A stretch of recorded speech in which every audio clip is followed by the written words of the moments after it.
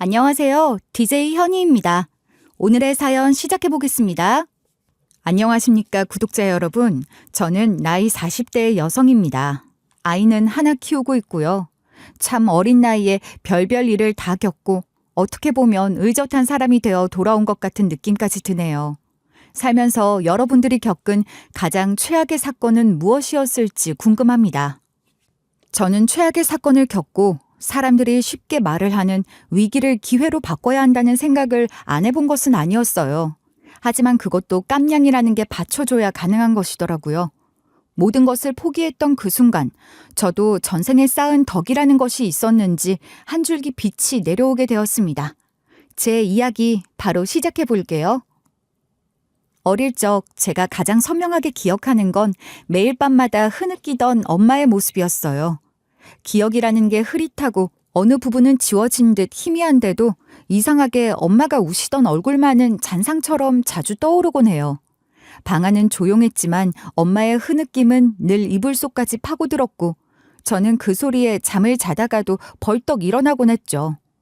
엄마 왜 울어? 하고 물으면 엄마는 저를 안아주시면서 아니야, 엄마는 괜찮아. 우리 딸만 안 울면 돼. 하고 억지로 웃으셨어요. 그 미소는 웃고 있는 게 맞나 싶을 정도로 금방이라도 부서질 것 같은 얼굴이었죠. 그때는 엄마의 그 처연한 미소가 왜 아무렇지도 않았는지 모르겠어요. 엄마가 우는 이유의 대부분은 아버지 때문이었어요. 아버지는 참 못된 사람이었거든요. 제가 아버지를 향해 나 아빠 미워 그런 말을 하면 엄마는 깜짝 놀라 저를 품에 안고 조용히 말했어요. 그런 말을 했다가 아버지가 화가 나면 큰일 난다고 하면서 저에게 조용히 하고 있으라고 했죠. 하지만 저는 너무 어렸고 아버지가 못된 사람이라는 것을 잘 알고 있었어요. 엄마를 매일 울리는 아버지가 싫었고 저는 온몸으로 아버지가 나쁘다고 말을 하곤 했었어요. 그 한마디가 화근이 되곤 했죠. 아버지는 사소한 말 한 줄에도 금방 화를 내셨고 물건이 부서지거나 고성이 오가는 건 일상이었어요. 그러면 저는 그 자리에 주저앉아 울 수밖에 없었죠. 온 몸이 웅크러졌고 숨소리조차 조심해야 했어요. 어린 마음에도 이 집에서 조용히 사는 게 살아남는 방법이다라는 걸 본능적으로 알고 있었던 것 같아요. 우리 아버진, 아니 그 사람은 저에게 가족이라 부르기조차 싫은 존재였어요. 항상 무서웠고 피하고 싶었고 가능한 한 멀리 떨어지고 싶은 사람이었죠. 그 사람은 가족을 위해서 무언가를 한 적이 없어요. 오히려 늘 엄마에게 손가락질을 하며 비난했죠. 네 년을 믿고 결혼한 내가 진짜 미친 거지. 너만 아니었으면 나도 잘난 집안이랑 결혼해서 떵떵거리며 살았을 텐데. 그런 말들을 아무렇지 않게 내뱉곤 했어요. 저는 그 말의 뜻을 그 당시엔 잘 알지 못했어요. 제가 이해하기엔 너무나도 복잡한 어른들의 사정이었거든요. 엄마가 뭔가를 잘못했으니까 아빠가 저렇게 화를 내시는 거겠지 그런 생각을 했고 어느 순간엔 저도 모르게 잠깐이지만 엄마를 원망했던 것 같아요. 그땐 늘 발 뒤꿈치를 들고 살았어요. 아버지의 심기를 건드리지 않기 위해 조용히 걸었고 숨도 소리나지 않게 쉬려 애썼어요. 누가 우리 집에 놀러 오면 너희 집 너무 조용하다라고 했죠. 그 조용함이 사실은 두려움에서 비롯된 거라는 걸 누구도 몰랐을 거예요. 시간이 지날수록 우리 집은 점점 작아졌어요. 공간이 작아진 게 아니라 마음이, 숨통이, 삶이 줄어든 거였죠. 아버지는 돈을 벌어올 줄 모르는 사람이었고 항상 엄마의 지갑을 뒤졌어요. 엄마가 비상금이라며 숨겨놓은 돈도 결국엔 들켜버렸고 그날 밤도 역시 엄마는 울며 거실 바닥에 무릎을 꿇고 계셨어요. 제발 저 인간이 정신 좀 차리게 해주세요. 차라리 그냥 자다가 하늘로 가게 해주세요, 제발. 그런 기도를 엄마는 매일같이 올리셨어요. 누구에게 기도했는지는 모르겠지만 그것 말곤 기댈 곳이 없었던 거겠죠. 저는 그런 기도를 들으면서 한켠으로는 엄마도 잔인한 마음을 가진 사람이구나 하고 생각을 했지만 그러면서도 엄마가 왜 그런 기도를 했어야만 했는지를 이해하는 사람으로 성장하고 있었어요. 엄마는 외로우셨던 분이에요. 제가 알기로는 친척도 없었고 다른 가족도 없었어요. 친정 이야기를 물으면 엄마는 그냥 웃으며 고개를 저으셨어요. 아무 말도 하지 않으셨지만 그 침묵이 모든 걸 말해주는 것 같았어요. 그런 엄마의 곁에서 자라면서 저는 자연스럽게 사람을 믿는 법을 잊어버렸어요. 누구도 쉽게 믿지 않았고 늘 마음속으로 경계를 쌓았어요. 늘 조심했고 늘 두려웠고 늘 엄마가 또 울까봐 가슴 졸이며 살았죠. 어린 시절 제게 세상은 캄캄한 밤 같았어요. 하지만 그 밤 속에서도 유일하게 빛났던 건 엄마였어요. 매일 울면서도 저를 안아주던 그 따뜻한 품. 그 품이 있었기에 저는 버틸 수 있었고 지금까지 살아올 수 있었던 것 같아요. 우리 딸은 꼭 행복해야 해. 절대 나처럼 살지 마. 제발 부탁이야. 엄마가 늘 하시던 말이에요. 그 말이 제 삶의 좌표가 되었어요. 엄마에겐 제가 전부였어요. 다른 식구도 의지할 곳도 없었던 엄마는 오롯이 저 하나만을 바라보고 살아오셨어요. 물론 그런 엄마의 마음이 감사하면서도 한편으론 그 무게가 버겁게 느껴질 때도 있었죠. 어린 마음에도 저 하나에 전부를 걸고 살아가는 엄마가 안쓰럽고 또 죄송하기도 했어요.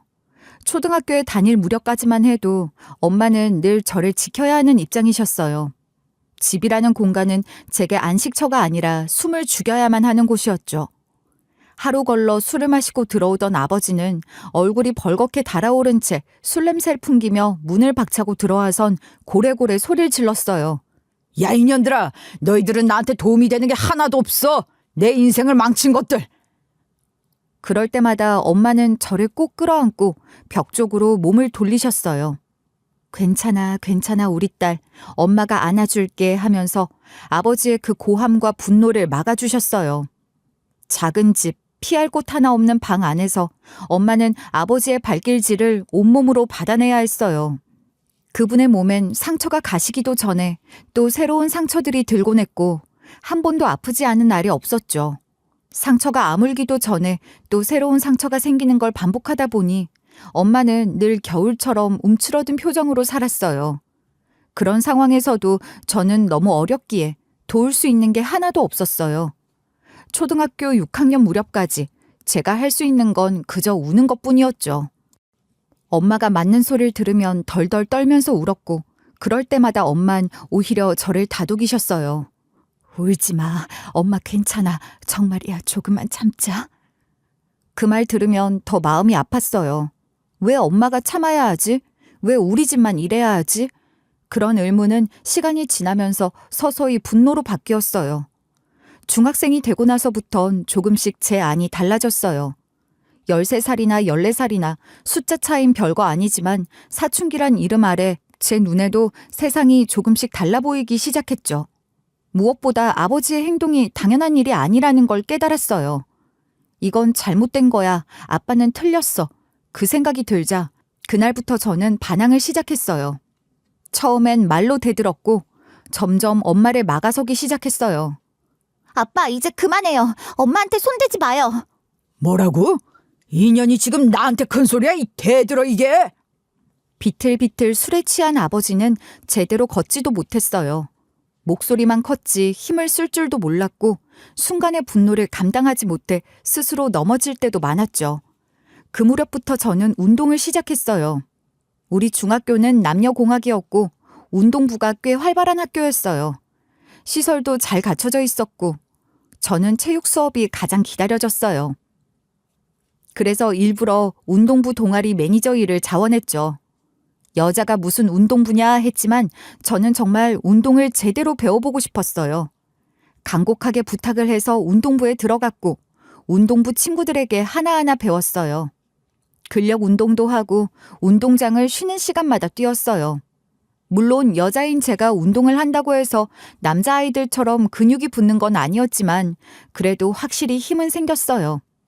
엄마가 들기 힘들어하던 박스도 번쩍 들 수 있었고 늘 열지 못해 엄마가 당황하시던 잼 뚜껑도 제가 한 번에 열어드릴 수 있었죠. 그렇게 15살이 되고 나서부턴 본격적으로 아버지께 반항을 시작했어요. 소리만 질러도 제가 앞으로 나서서 막아섰고 손을 들려 하면 눈을 부릅뜨고 쳐다봤죠. 그때마다 아버지는 헛기침을 하거나 소리만 더 키울 뿐이었어요. 예전처럼 무섭지 않았어요. 이제는 엄마를 지킬 수 있다는 자신감이 생겼거든요. 아마도 저는 그때부터 어른이 되기 시작한 거였는지도 몰라요. 그날도 어김없었어요. 술에 잔뜩 취해 들어온 아버지는 현관문을 발로 차듯 밀고 들어와선 엄마를 향해 입에 담을 수 없는 말들을 퍼붓기 시작했죠. 얼굴은 벌겋게 달아오르고 셔츠는 한쪽이 바지 밖으로 삐져나온 채였어요.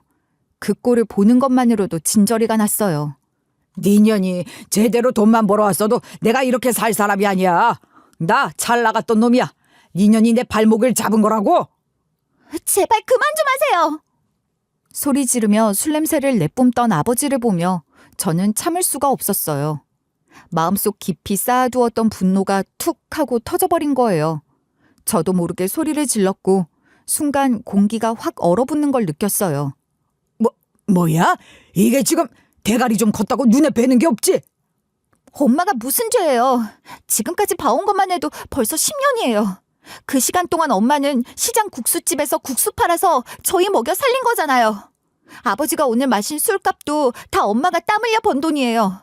그런데 그 고마움도 모르고 이렇게 소리만 지르세요? 짐승도 이렇게는 안 해요.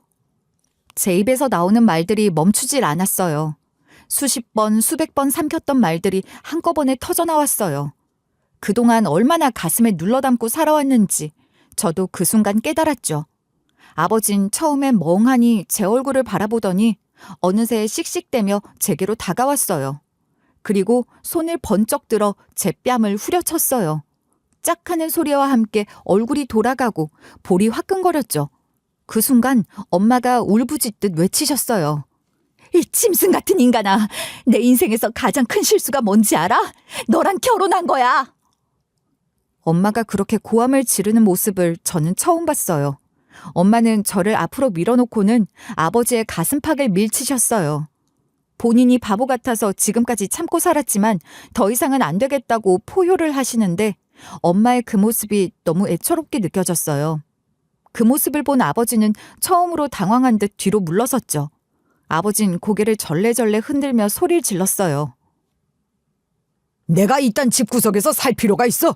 대우도 못 받고 망할 집안 단 인연들 때문이야.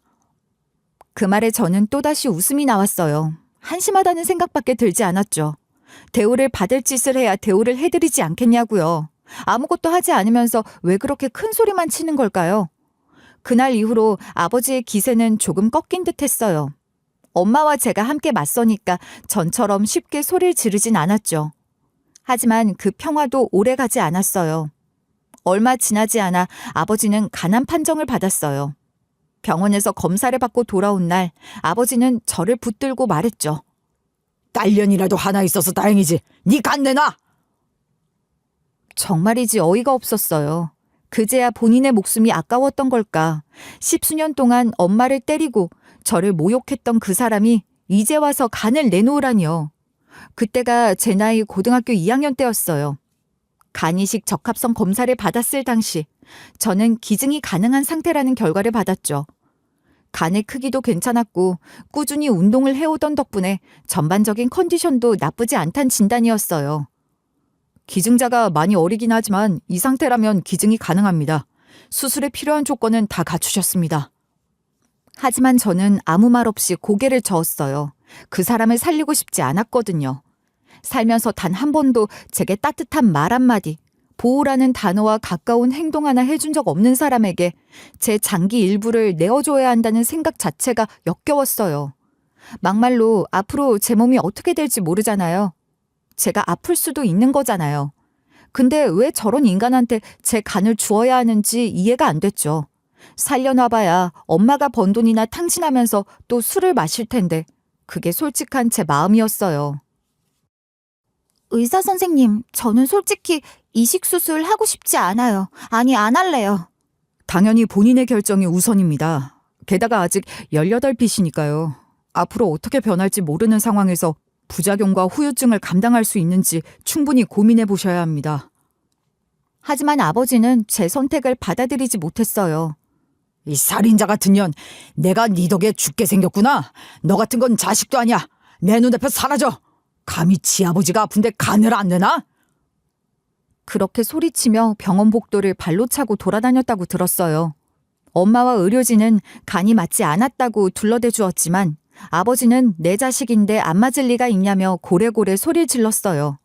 고집도 고집이었지만 결국 그 사람은 끝까지 자기가 무슨 짓을 해왔는지를 모르더라고요. 그 후로 저는 단 한 번도 아버지의 병실을 찾지 않았어요. 가는 게 무의미했으니까요. 니년 때문에 내가 죽는다. 내가 너한테 뭘 그렇게 잘못했냐? 그런 소리들을 굳이 들어가며 스트레스를 받을 필요가 없었어요. 저한테는 단 한 번도 도움이 되지 않았던 사람, 그 사람을 보러 가야 할 이유가 제겐 없었어요. 고3이 되던 해, 아버지는 세상을 떠났어요. 그 소식을 들었을 때도 저는 담담했어요. 눈물 한 방울 나지 않았고 가슴이 아프지도 않았어요. 그저 끝났구나 싶은 마음뿐이었어요. 그때가 마침 모의고사 기간이었고 저는 그날도 책을 놓지 않았어요. 장례식장 바닥에 돗자리를 펴고 엎드린 채 문제집을 펴서 문제를 풀었죠. 쟤 좀 봐. 아버지가 돌아가셨는데 저렇게 차갑게 시험 공부나 하고 있네. 독하다 진짜. 저러다가 아주 서울대 가겠어. 조문을 온 사람들 입에선 수근거리는 소리가 끊이지 않았어요. 하지만 엄마만큼은 저를 바라보며 아무 말도 하지 않으셨어요. 오히려 공부를 하는 저를 다독여 주시면서 마음껏 공부를 하라고 하셨죠. 누구보다 저를 잘 알고 판단하지 않는 사람, 그게 엄마였으니까요. 다른 사람들은 아무것도 모르면서 손가락질했지만 엄마는 끝까지 저를 지켜주는 사람이었어요. 다들 저를 손가락질할지 몰라도 저는 아버지가 싫었으니까요. 그 사람은 저에게 아버지라는 이름만 가진 타인이었으니까. 대학에 붙었을 때만 해도 저는 참 당당했어요. 입학 허가서를 손에 들고 집으로 돌아오는 길, 하늘이 다 저를 반겨주는 것만 같았죠. 엄마, 나 진짜 붙었어. 이제 우리 집에서도 대졸자가 나오는 거야. 하고 말을 한 그날, 엄마는 그 작고 낡은 국수집 한 구석에서 조용히 눈물을 훔치셨어요. 제 기쁨이 엄마에게도 작은 위안이 되었던 거겠죠. 하지만 기쁨은 오래가지 않았습니다. 등록금을 내고 나면 남는 게 없었고 생활비며 책값이며 쓸 곳은 한두 군데가 아니었어요. 그나마 아버지가 돌아가시면 조금은 나아질 줄 알았죠. 빚 같은 건 없을 줄 알았고요. 그런데 그게 아니었어요. 아버지는 평생 술을 달고 사셨습니다. 오늘도 기분이 꿀꿀하니까 한잔 해야겠다. 그 말을 입에 달고 사시던 분이었는데 도대체 어디서 그런 돈이 났는지 우리는 알지 못했어요. 아니, 어쩌면 모른 척하고 있었던 걸지도 모르겠네요. 아버지가 돌아가신 뒤 며칠 지나지 않아 낯선 사람들이 집을 찾기 시작했어요. 그때서야 알았습니다. 아버지 명의로 된 빚이 얼마나 많았는지, 그리고 그 빚이 고스란히 우리 가족에게로 넘어왔단 걸요. 상속을 포기하면 된다는 사실도 그땐 몰랐습니다.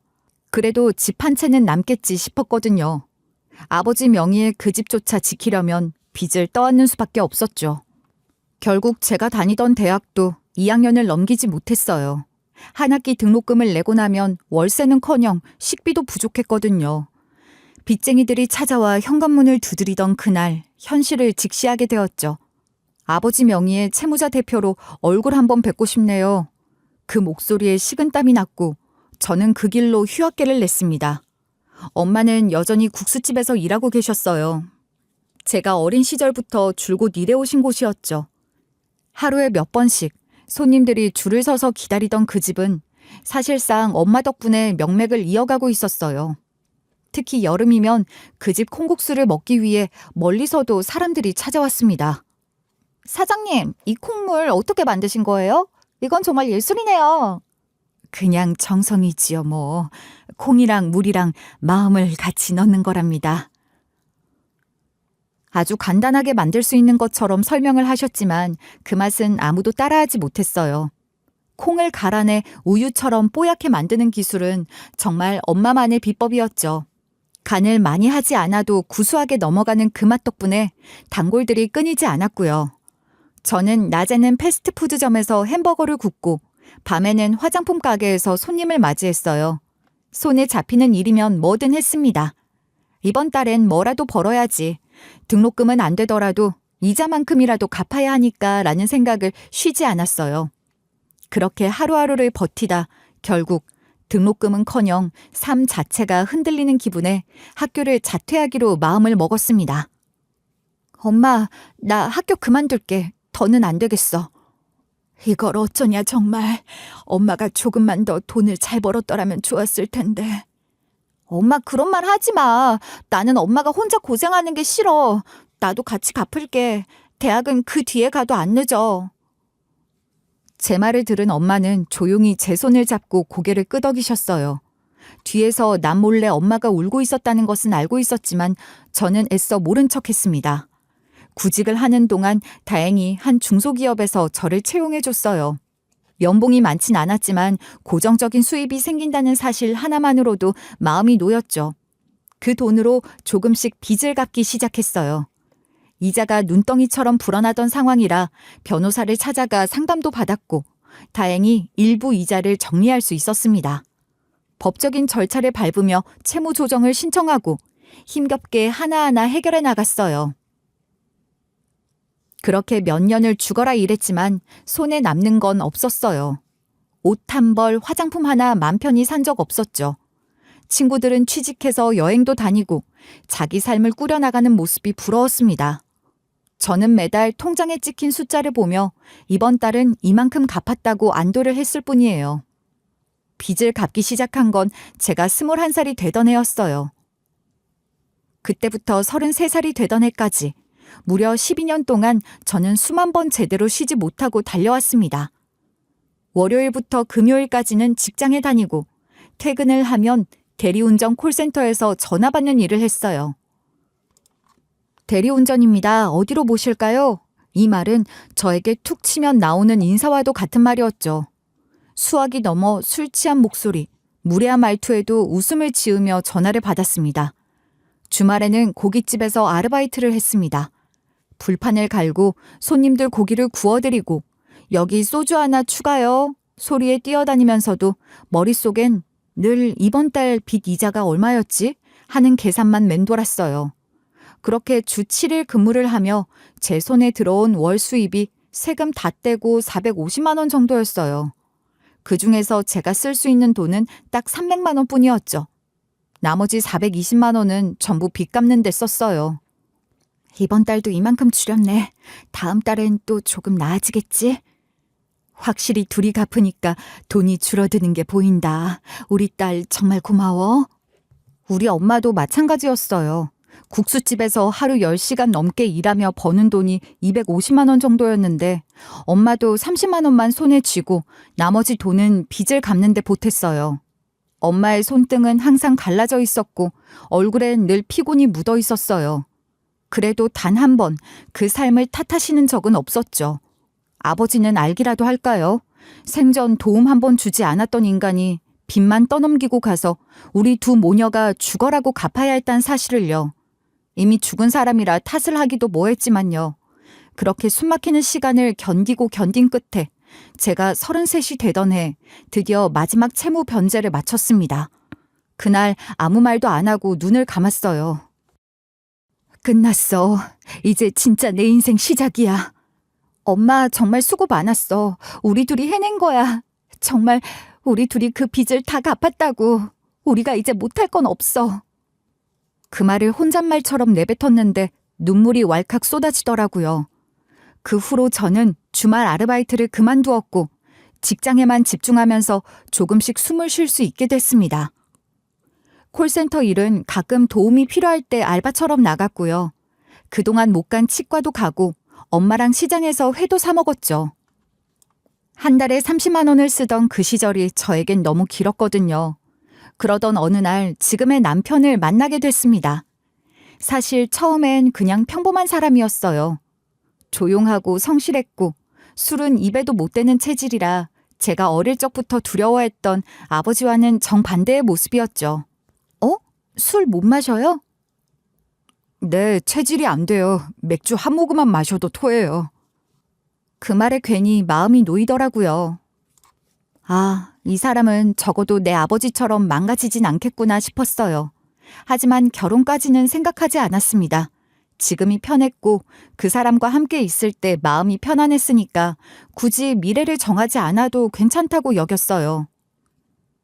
그런데 제가 35이 되던 해 예상치 못한 일이 벌어졌습니다. 뱃속에서 새로운 생명이 찾아온 거예요. 그 사실을 알았을 때 정말 많이 당황했어요. 두려움도 컸고 혼란스러웠죠.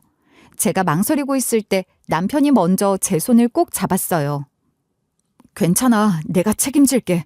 네가 무섭지 않도록, 외롭지 않도록 내가 꼭 지킬게. 우리 아이 내가 책임지고 잘 키울게.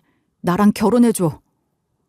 그 말에 저는 숨을 크게 들이마시고 고개를 끄덕였어요. 남편은 곧장 엄마를 찾아가 무릎을 꿇었습니다. 장모님하고 말을 뱉을 땐 조금 어색했지만 저를 굶기지 않을 자신이 있다고, 어떻게든 우리 가족을 위해서 헌신하겠다고 말을 할 때는 떨지도 않더라고요. 몇 번이고 절을 하면서 고개를 숙이는 모습에 엄마도 결국 결혼을 허락해 주었습니다. 나중에 엄마에게서 들은 이야기지만 정말 성실해 보이는 사람이었다고 하더라고요. 그리고 실제로 제 남편은 참 성실했어요. 비록 여유롭진 않았지만 그날의 다짐을 잊지 않는 남편 덕분에 저는 행복한 꿈을 꿀 수 있었죠.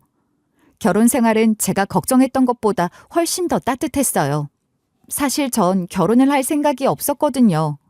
누군가를 미워하거나 사랑을 못 믿어서가 아니라 우리 엄마 때문이었어요. 평생을 아버지에게 시달리며 살아오신 엄마. 그런 엄마를 두고 제가 따뜻한 가정을 꾸린다는 게 죄스럽게 느껴졌어요. 저는 평생 엄마 옆에 붙어 있을 거라고, 엄마의 삶은 내가 책임질 거라고 그렇게 다짐을 했던 때도 있었죠. 그런데 결혼하고 나니까 의외로 엄마는 참 좋아하셨어요.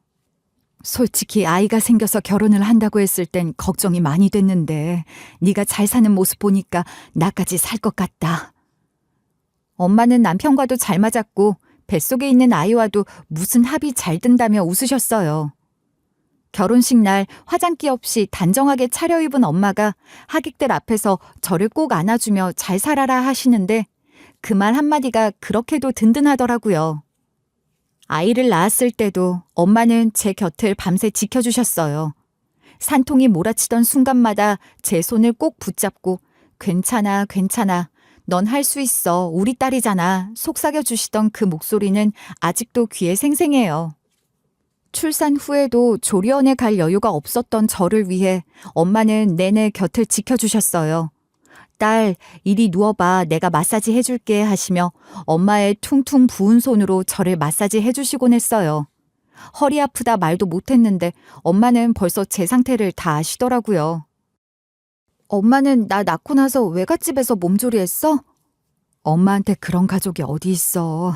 몸조리는 무슨, 네 아버지 때문에 정신 없었지 뭐. 그 순간 문득 깨달았어요. 엄마에게 가족이란 세상에 단 한 사람 저뿐이었다는 걸요. 그러니 제가 이렇게 살아있는 것, 그리고 좋은 사람을 만나서 가정을 이뤘다는 것만으로도 엄마는 벅차게 행복하셨을 거예요. 엄마에게 저는 웃으면서 말을 했죠. 지금 정말 너무나도 행복하다고요. 엄마는 그런 저를 보면서 세상을 다 가진 듯한 얼굴을 하시며 손을 잡아주셨어요. 그 표정이 얼마나 애처롭던지 괜히 코끝이 찡해지기도 했습니다. 한동안은 정말 우리 가족이 이제서야 평화를 찾았다고 생각했어요. 아침에 아이가 까르르 웃으면 남편이 머리를 쓰다듬고 엄마는 부엌에서 미음을 쑤어주시고 저는 그 사이사이 작은 행복에 감사를 느꼈죠. 그런데 그 평화는 너무 짧았어요. 애기 분유값이라도 더 벌어보려고 밤에 배달 좀 해보려고 해. 배달 일을? 오토바이 타는 거 위험해. 밤엔 더 위험하잖아. 나 아버지 없이 자랐잖아. 그래서 더 그래. 우리 아이만큼은 다른 애들처럼 부족함 없이 키우고 싶어. 그 말에 제가 고개를 끄덕일 수밖에 없었어요. 걱정은 됐지만 남편이 어떤 마음으로 말했는지 아니까 차마 말릴 수 없겠더라고요. 그렇게 남편이 투잡을 뛰던 어느 날 전화 한 통이 걸려왔어요. 처음엔 장난 전화인 줄 알았습니다. 왜냐하면 그럴 리가 없을 거라고 생각을 했으니까요. 하지만 오토바이 사고라는 단어가 들리는 순간 손에서 폰이 툭 떨어졌습니다. 남편이 음주운전 차량에 치였다고 했어요. 그리고 그 자리에서 숨을 거뒀다는 말을 들었을 때 세상이 그대로 멈춰버린 것 같았어요. 제 몸에서 기운이 빠져나가고 숨이 막히고 그 자리에 주저앉아 아무 말도 못했어요. 겨우 5달 된 우리 아이가 자고 있었는데 그 작은 아이가 아빠를 기억도 못한 채 살아가야 한다는 사실이 미치도록 서러웠어요. 조리원 하나 못 보내줘서 미안해. 출산 당시 남편이 제 손을 꼭 잡고 말했던 그 한마디. 그게 남편의 마지막 유언처럼 남아버렸어요. 그 사람은 그렇게 제 곁에서 사라졌어요. 지켜주겠다던 말, 굶기지 않겠다던 다짐을 남긴 채로요. 그리고 저는 다시 현실 앞에 서게 됐습니다. 남편이 세상을 떠난 후 가장 먼저 무너진 건 엄마였어요. 아이고 양서방, 그렇게 떠나가면 어떻게 하나. 우리 딸이 어쩌다 이런 기구한 운명을 타고났을까. 내 팔자야, 내 팔자가 드센 탓이다. 매일 그렇게 중얼거리며 시름시름 앓으셨어요. 울다 지쳐 잠들고 또 울며 눈을 뜨는 날들의 반복이었죠. 결국 엄마는 건강이 악화되어 요양시설에 들어가게 되었고 저는 그런 엄마를 보면서 눈물을 흘릴 수밖에 없었어요. 솔직히 말씀드리면 조금은 부담스러웠어요. 병원비며 입소비며 당장 손에 쥔 돈이 없었으니까요. 그러던 중 남편의 사망보험금이 나왔고 가해자 측에서도 합의 의사를 밝혀왔습니다. 합의금으로 1억 원까지 주겠다고요. 부디 재판 없이 원만하게 처리해달라고 부탁을 하더군요. 냉큼 받고 싶었어요. 그 큰 돈이 눈앞에 있는데 솔직히 마음이 흔들리지 않을 수 없었죠. 하지만 제 머릿속엔 계속 남편의 마지막 모습이 떠올랐습니다. 차디찬 도로 위에 쓰러진 채 숨을 거뒀던 그 장면을 지우지 못했어요. 그 사람이 어떻게 죽었는데 이대로 돈 몇 푼 받고 끝내라고요? 그 말이 자꾸 목구멍까지 치밀어 오르곤 했어요. 결국 저는 소송을 선택했죠. 재판을 통해서라도 그 사람에게 반드시 죗값을 물으려고 했어요. 하지만 시간이 흐를수록 엄마의 병원비는 점점 쌓여만 갔고 재판은 길어졌습니다. 결국 마지막 공판을 앞두고 저는 합의에 응할 수밖에 없었어요. 보험금 8천만 원, 그리고 가해자 측에서 지급한 합의금 1억 원. 알고 보니 그 가해자는 꽤 돈이 있는 집안의 외동 아들이더라고요. 그 사람에게 1억 원이라는 돈은 그저 주머니 돈이었겠지만 저희에겐 남편의 목숨값이었습니다. 그 돈으로 엄마는 치료를 받으셨고 다행히 건강을 되찾아 퇴원하셨어요. 하지만 저는 너무 어린 아이를 두고 일을 할 수 있는 처지가 아니었죠. 그런 저를 위해 엄마는 작은 국수 가게를 열었어요. 정말 작은 가게였어요. 작은 간판 하나 달고 테이블 4-5개를 놓은 곳이었지만 엄마의 콩국수는 금세 입소문을 탔어요. 이거 어디서 배운 거예요? 세상에, 이렇게 고소한 콩국수는 처음이에요. 별거 없어요. 콩 비율만 잘 맞추면 되는데 우리 집 가문 비법이에요. 그렇게 엄마가 일하시고 저는 아이를 키우며 어느덧 6년이 흘렀어요. 제가 42이 되던 해 우리는 새로운 집으로 이사하려 했어요. 하지만 그 선택이 우리 인생을 또다시 송두리째 뒤흔들 줄은 몰랐습니다. 계약했던 집은 이미 이중 계약이 되어 있었고 현장에 갔을 때 다른 세입자가 살고 있었어요. 알고 보니 사기였죠. 모든 돈을 들고 달아난 사람들은 한국어를 유창하게 하던 중국인들이었고 그들은 대포 통장을 이용한 전문 사기범이었어요. 우린 모든 것을 잃었습니다. 엄마는 가게에서 숙식을 해결했고 저와 아이는 갈 곳이 없어 전전긍긍하다가 가게 단골 손님이 일자리를 소개해 주셨어요. 급하게 사람 구하는 곳이 있어요. 평창동에 있는 회장님 댁인데 식모 자리긴 해도 아이도 데리고 가도 된대요. 제 처지에 지금 일을 가릴 수 있겠어요? 저 하겠습니다. 당장 일할 수 있어요. 그렇게 저는 아이 손을 꼭 잡고 회장님 댁으로 들어갔어요. 춥디 추운 겨울이었죠. 그런데 다행히 회장님은 무척 너그러운 분이셨어요. 어린아이를 데리고 오는 것을 싫어하실 수도 있는데 집안에 생기 있는 목소리가 들린다면서 아이를 데려온 것을 잘했다고 말을 해주시며 이해를 해주시는 분이었어요. 그 말에 얼마나 눈물이 나던지 몰라요. 그렇게 저는 한겨울에 들어가 여름이 될 때까지 회장님의 댁에서 일했어요. 가끔 우리 아이가 장난을 쳐도 회장님은 웃으며 받아주셨고 제가 부족한 점이 있더라도 한 번도 언성을 높이신 적이 없었어요. 어느 날 여름 무더위가 기승을 부리던 날 회장님께서 식욕이 없다고 하셔서 엄마에게 배운 콩물 비법을 떠올렸어요. 회장님, 콩국수 한 그릇 어떠세요? 시원하고 부드럽게 콩국물 내서 말아드릴게요. 내가 콩국수는 잘 안 먹는다는 거 알지 않소? 내가 원하는 콩국수 맛이 따로 있는데 그 맛을 내는 집이 단 한 군데도 없어.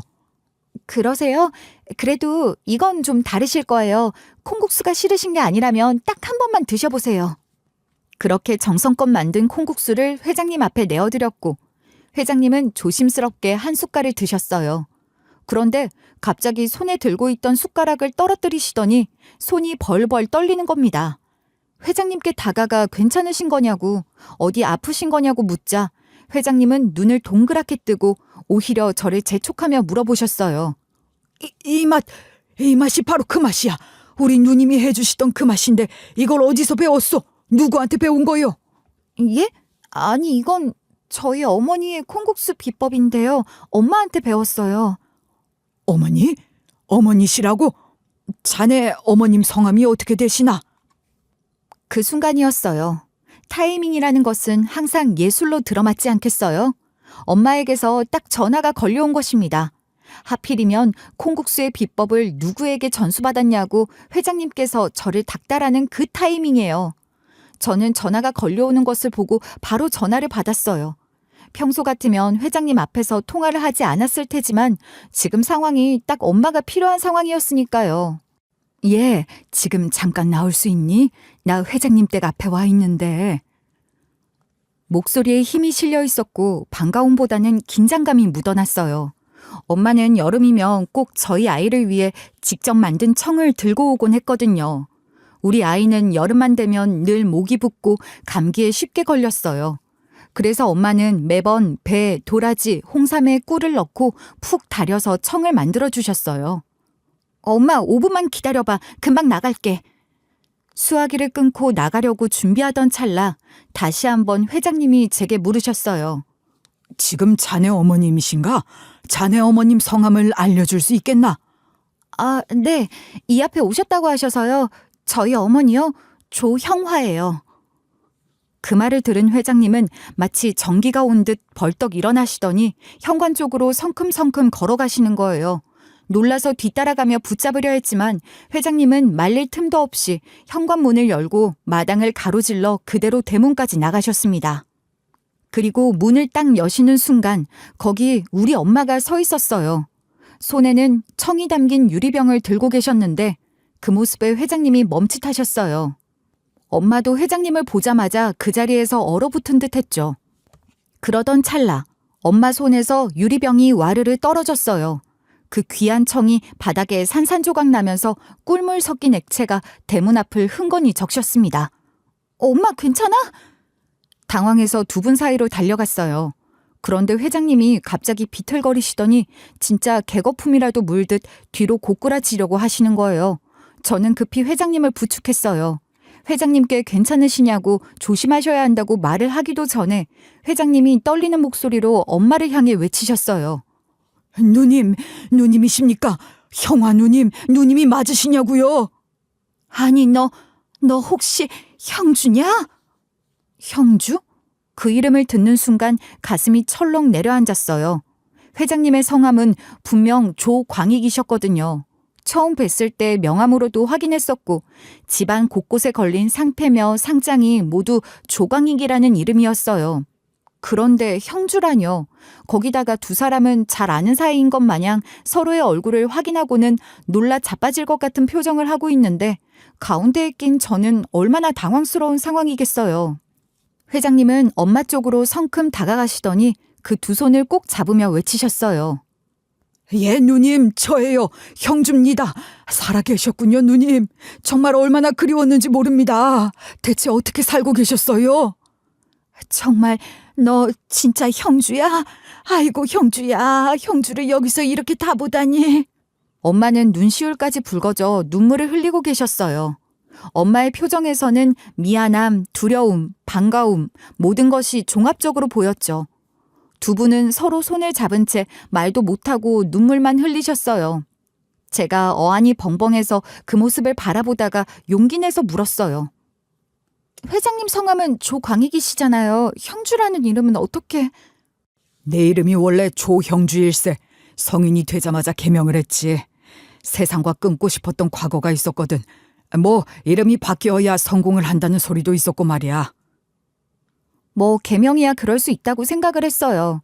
그런데 어디에도 한 줄 뜬 적 없는 회장님의 개명 전 이름을 우리 엄마가 어떻게 알고 있는 건지, 반갑고 살갑게 이름을 서로 부르고 누님, 형주하면서 친밀한 관계를 비칠 수 있다는 건 과거에 단단한 인연이 있을 수밖에 없다는 생각이 들잖아요.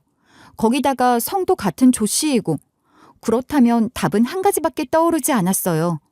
우리 엄마가 늘 숨겨왔던 외가의 이야기. 회장님이 혹시 엄마의 동생은 아닐까 하는 생각을 하게 된 것이었죠. 하지만 그 생각엔 현실성이 너무 없었어요. 아니, 아예 믿기지 않았어요. 콩국수 한 그릇으로 연결된 인연이 피 한 방울 섞인 가족이라는 사실로 이렇게 되살아날 줄은 정말 상상도 못했으니까요. 하지만 애틋한 두 사람 앞에선 저는 이 모든 게 현실이라는 걸 조금씩 받아들이기 시작했습니다. 그제서야 회장님은 우리 엄마를 향해 조심스럽게 말씀하셨어요. 누님, 안으로 들어가서 이야기 좀 나눕시다.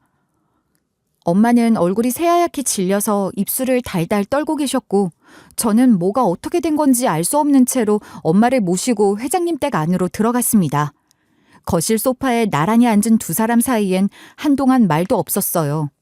그 정적을 깨고 먼저 입을 연 건 엄마였어요.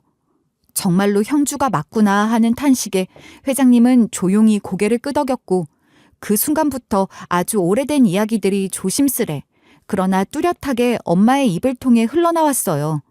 두 사람은 진짜 남매였어요. 그 말에 저는 정말 말 그대로 소스라치게 놀랐어요. 아니, 어떻게 그런 일이 있을 수가 있죠?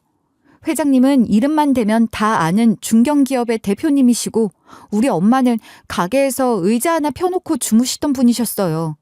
그런 두 분이 남매라니 도무지 믿기지가 않았어요. 그리고 아주 오래전 엄마의 과거 이야기를 꺼내셨어요. 나는 원래 꽤 큰 집안의 딸이었어. 땅도 많았고 부족함 없이 살았지. 형주는 내 동생이었다. 그러다 어느 날 너희 아버지를 만났어. 처음엔 그냥 웃고 넘길 수 있는 사람이었는데 어느새 마음이 가 있더라. 그 사람은 나한테 진심인 척 다가왔지. 하지만 지금 생각해보면 전부 계산된 행동이었어. 내가 부잣집 딸이라는 얘기를 듣고 편히 먹고 살 궁리만 하고 있었던 거야. 외가에서는 그 결혼을 극렬히 반대했대요. 엄마는 그래도 아버지를 사랑하고 있었기에 모든 걸 버리고 아버지를 따라 집을 떠나셨대요. 그때만 해도 아버지와의 사랑이 있다면 뭐든지 할 수 있을 거라고 믿었다고 하셨습니다. 사랑이라는 건 어려운 일도 헤쳐나갈 수 있게 만드는 힘이라고 믿어 의심치 않으셨던 거죠. 하지만 그게 다 착각이었다는 걸 도망치듯 사랑을 택한 지 얼마 되지 않아 엄마는 깨닫게 되셨대요. 아버지는 엄마에게 처음에는 좋게 말을 했대요. 처가에 가서 돈을 좀 가지고 오라고 웃으면서요. 하지만 엄만 이미 반대하는 결혼을 했기에 친정과 절연을 한 상태였고 돈을 가지고 올 수 없다고 말을 했대요.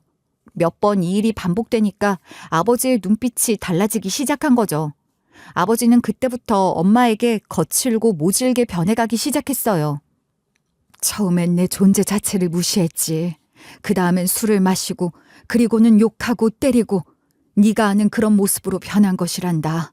너 태어나고 나서도 그랬어. 너 안고 있는 날에도 욕하고 손찌검을 하더라. 내가 그걸 참을 수가 없었어. 그래서 결국 어린 저를 안고 다시 친정을 찾으셨다고 했어요. 그래도 피부치라고 생각을 했으니 위험에 노출이 된 딸과 손녀를 받아줄 거라고 생각을 했대요. 하지만 외가에선 문전박대를 했다고 하더라고요. 엄마는 결국 집으로 돌아갈 수밖에 없었대요. 아버지의 그런 모진 욕설을 견뎌내면서도 갈 수 있는 곳이 없었으니까요. 게다가 외가에선 나중에 따로 연락을 해서 저를 버리고 오면 받아줄 수 있다고, 대신 집안에서 원하는 남자와 결혼을 하라고 엄마에게 요구를 했답니다. 엄마는 그 뒤로 완전히 외가와는 연락을 끊기로 결정을 했던 거죠. 회장님께서는 그런 자세한 사정까지는 모르고 사셨던 것 같았어요. 엄마의 이야기를 들으면서 같이 분노하고 억울해하고 놀라워했으니까요. 엄마는 회장님 곁에서 오랜 세월 묻어두었던 진실을 꺼내셨고 저는 그 이야기를 들으며 그동안 왜 엄마가 그렇게 꿋꿋하게 살아왔는지를 비로소 이해할 수 있었어요. 친정에서 완전히 외면당하고 사랑했던 남편에겐 손찌검까지 당하며 매일이 눈물과 절망의 연속이었지만 엄만 저를 절대 포기하지 않으셨어요. 그리고 그렇게 살아온 세월이 수십 년이었어요. 엄마에게는 남동생이 한 명 있었다고 했어요. 그 남동생이 바로 회장님이셨어요. 내가 할머니께 어깨너머로 배운 콩국수를 방학 때마다 간식처럼 자주 해줬었지. 어릴 땐 그렇게 좋아하더니만 그 맛을 아직도 기억하고 있구나. 기억납니다, 누님. 그 맛 정말 잊을 수 없었어요. 그 맛을 다시 느꼈을 때 저는 바로 누님일 거라 확신했어요. 부모님께서도 마지막까지 누님 걱정을 놓지 못하셨어요. 그때 그렇게 내치면 안 되는 거였다고 평생을 후회하셨습니다. 그 말에 엄마는 아무 대답도 하지 않으셨어요. 그저 시선을 바닥에 두고 말없이 고개만 끄덕이셨죠. 엄마의 표정은 아무 말 없어도 충분히 알 수 있었어요. 그날이 엄마에게 얼마나 큰 상처였는지 몸으로 표정으로 다 느껴졌거든요. 그 뒤로 회장님은 엄마의 근황을 물으셨지만 엄마는 별다른 이야기를 하지 않으셨어요. 어쩌면 자존심 때문이었을 수도 있고 또는 이제 와서 수십 년 만에 만난 동생에게 자신의 고된 삶을 내보이기 싫었던 걸 수도 있었죠. 짐이 되고 싶지 않았던 거예요. 하지만 저는 너무 답답했어요. 정말로 속이 터질 것 같았어요. 아무리 생각해도 그 옛날 그렇게 땅도 많고 재산도 많았다는 친정의 자산이 전부 회장님에게 상속되어 사업의 미천이 된 거라면 엄마의 몫은 없는 걸까? 그런 생각이 저절로 들었어요. 엄마는 정말 온 인생을 다 바쳐 저를 키우셨거든요. 그런데 단 한 번의 실수, 사랑했던 사람을 잘못 믿었다는 이유만으로 그 모든 걸 잃어야 했던 거잖아요. 속으로 그런 생각을 하고 있었는데 놀랍게도 회장님이 먼저 그 말을 꺼내셨습니다.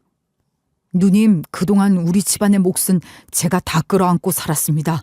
그게 정당한 줄 알고 살았는데 이젠 제 손으로 정리하고 싶습니다.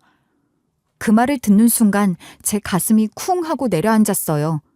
그날 엄마는 말없이 회장님을 바라보셨고 저는 그 시선 속에서 희미하지만 아주 오래된 한 줄기 실처럼 끊겼던 가족의 시간이 다시 연결되는 걸 느꼈어요. 부모님께서 누님 이름으로 남겨놓고 간 재산이 있습니다. 이렇게 다시 만나게 될 거라고 믿었기에 한 푼도 건드리지 않고 그대로 보관하고 있었습니다. 누님, 이제라도 편하게 사셔야지요. 이제 부모님은 하늘나라에 가셨고 아무리 미운 부모라도 이제는 용서해 주셔야 하지 않겠습니까? 그리고 자식과 손주가 이렇게 힘들게 살고 있는데 이제라도 보살펴 주셔야지요. 그 말을 들은 순간 엄마는 참았던 울음을 터뜨리셨어요. 그동안의 삶이 아마 주마등처럼 스쳐 지나가셨겠죠. 엄마는 고개를 떨군 채 엉엉 우셨어요. 한동안 흐느낌 소리만 가득했어요. 그래, 형주야. 받을게. 이제는 나도 좀 편하게 살아봐야지. 그래야 너희한테도 덜 미안하겠지. 그리고 그날 우리 가족의 인생이 바뀌기 시작했어요. 회장님이 말씀하신 남겨놓은 재산이라는 건 생각했던 것보다 훨씬 어마어마했어요. 현금 자산만 해도 수십억이었고 그 외에도 평창동에 위치한 땅이 있었어요. 혹시나 싶어서 미리 집도 지어놨습니다. 누님이 언제든 오셔도 될 수 있도록요. 그 집은 회장님의 댁에서 걸어서 5분도 안 되는 거리였고 깔끔하고 단정한 단독주택이었어요. 엄마와 저, 그리고 아이가 살기 딱 좋은 크기였죠. 모든 재산은 법적인 절차를 거쳐 저희 명의로 정리가 되었고 저희는 짐을 싸서 새 집으로 이사를 했어요. 그 이후로 저는 새로운 식모를 구할 때까지 계속해서 회장님 댁에서 일을 도왔어요. 가족이라 하더라도 업무는 분명하게 하자는 제 고집 때문이었죠. 다른 사람 구할 때까지만 도와드릴게요. 그래줘서 고맙다. 자네 없으면 여긴 너무 허전하니까. 그렇게 3개월 정도를 더 일했고 후임 식모가 정해지자 조용히 물러났어요. 그리고 그 뒤로 제 통장에 찍힌 숫자를 보는 순간 멘탈이 완전히 날아가 버릴 뻔했어요. 도저히 실감이 나지 않았죠. 하루아침에, 그것도 정말 순식간에 없던 돈이 생기고 나니까 이걸로 뭘 해야 하지? 하는 생각과 함께 오히려 막막하더라고요. 이게 바로 고생 끝에 낙이 오는 거란다. 우리가 얼마나 참고 살았니? 이제는 좀 받아야지. 그래야 덜 억울하지 않겠니? 엄마, 그런데 우리가 이렇게 큰 돈을 가지고 살 수 있을까? 이 돈을 어디다가 써야 할지도 모르겠어. 우리처럼 어려운 사람들 도우면서 더불어 살아가다 보면 답이 나오지 않겠니? 그 말을 듣고 나니 가슴속 깊이 묵혀있던 억울함과 서러움이 조금은 풀리는 것 같았어요. 우리 가족은 그제서야 처음으로 여유라는 걸 느끼며 살기 시작했어요. 가장 먼저 한 일은 아이를 위한 거였어요. 해주고 싶은 거 다 해주자.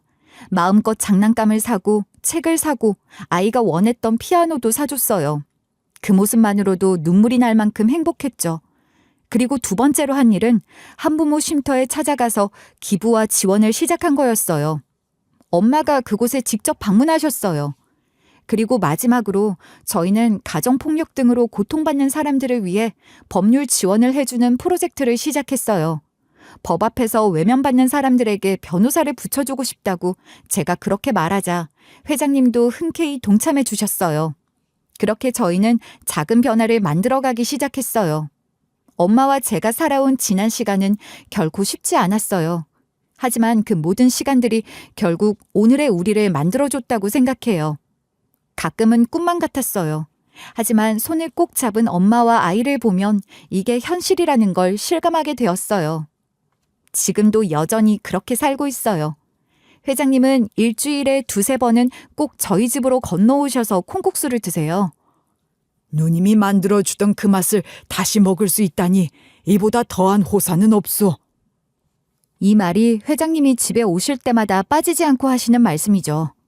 엄마는 회장님에게 예전처럼 콩물을 정성껏 만들어드리고 저는 그 틈에 회장님 댁 손자들과 제 아이가 함께 어울릴 수 있도록 도와주며 사촌들과 함께 시간을 보내고 있어요.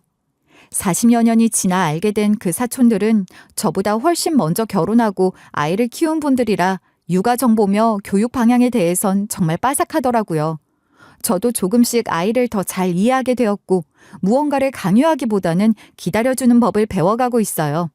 나중에 들은 이야기지만 우리 엄마가 과거에 주민등록이 말소된 적이 있었다고 하더라고요. 그래서 회장님이 그렇게 찾아도 못 찾았던 거였대요. 누님을 찾으려고 수소문도 하고 구청에도 알아봤지만 기록 자체가 없어 아무것도 할 수 없었어요. 회장님의 그 말이 어찌나 안타깝던지요. 모든 원인을 따지고 보면 역시 그 시작은 아버지였단 생각을 지울 수 없어요. 엄마를 믿고 집안과 절연하게 만들고도 막상 책임지지 않았던 그 사람. 정말이지 여자의 인생은 누굴 만나느냐에 따라 전혀 달라진다는 걸 엄마의 삶을 통해 절실히 느꼈어요. 저는 지금 아이를 바라보며 살고 있어요.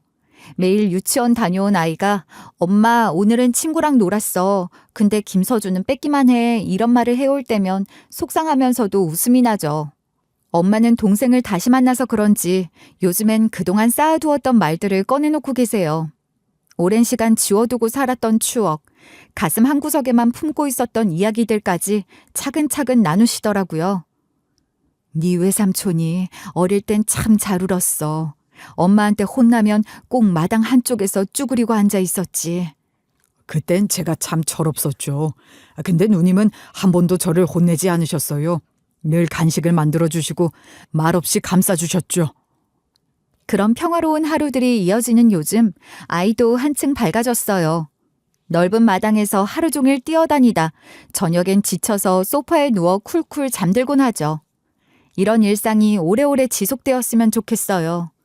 평범하고 조용하지만 웃음이 끊이지 않는 지금 이 순간이 무엇보다 소중하거든요.